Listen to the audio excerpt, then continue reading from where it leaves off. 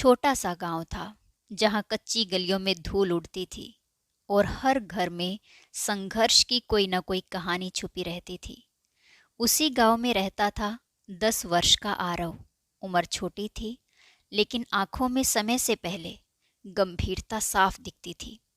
आरव के पिता किसान थे। इस बार बारिश समय पर नहीं आई थी। खेत सूखे पड़े थे, अनाज नहीं हुआ और उधार बढ़ता चला गया। घर में जैसे हंसी खोसी गई थी। माँ कई दिनों से बीमार थी, पर दवा लेने से ज्यादा उन्हें घर के हालात दिख रहे थे।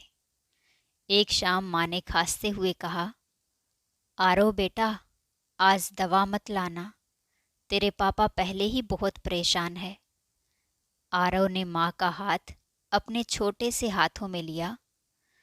उसकी आंखें भर आई।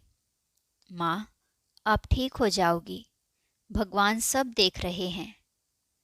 माँ हल्की सी मुस्कुरा दी, जैसे बेटे के भरोसे से थोड़ी ताकत मिल गई हो। रात गहरी हो चुकी थी। घर के बाहर पिता अकेले बैठे आसमान की ओर देख रहे थे। आरव उनके पास जाकर बैठ गया। पापा, भगवान हमारी बात सुनते होंगे ना? पिता ने भारी सांस ली। अगर सुनते हैं बेटा, तो शायद परीक्षा भी लेते हैं। ये शब्द आरव के दिल में गूंजते रह गए। उस रात उसे नींद नहीं आई। वह बार बार माँ की खांसी सुनता, पिता की चुप्पी देखता और सोचता, अगर भगवान सब कर सकते हैं तो हमारी मदद क्यों नहीं? अचानक उसके मन में एक विचार आया। वह उठा, पुरानी कॉपी से एक कागज निकाला और दिए की मध्यम रोशनी में कुछ लिखने लगा।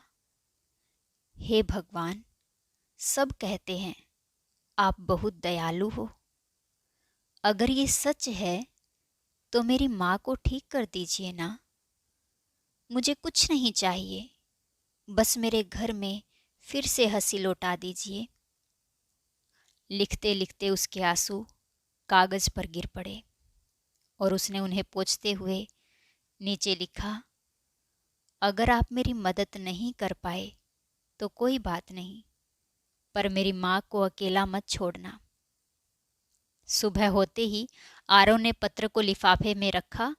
ऊपर बड़े विश्वास से लिखा, पता भगवान जी, एड्रेस मुझे नहीं पता, जहाँ भी रहते हो, और उसे गांव के पोस्ट बॉक्स में डाल दिया।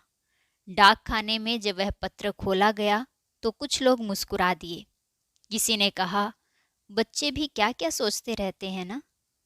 लेकिन पोस्ट मास्टर देर तक उस पत्र को देखते रहे। उनकी आंखें नम थी। उन्होंने धीमे से कहा, ये पत्र भगवान के लिए नहीं, हम सब के लिए है। उन्होंने कर्मचारियों से बात की। सब ने अपनी हैसियत के अनुसार पैसे दिए।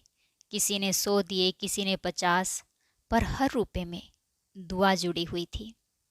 उसी लिफाफे के साथ पैसे और एक छोटा सा संदेश जोड़कर आरव के घर भिजवा दिया गया।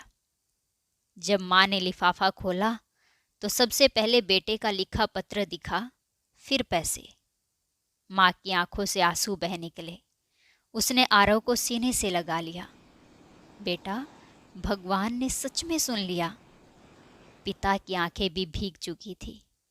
उन्होंने आरव के सिर पर हाथ रखा और कहा, तू बहुत बड़ा काम कर गया बेटा।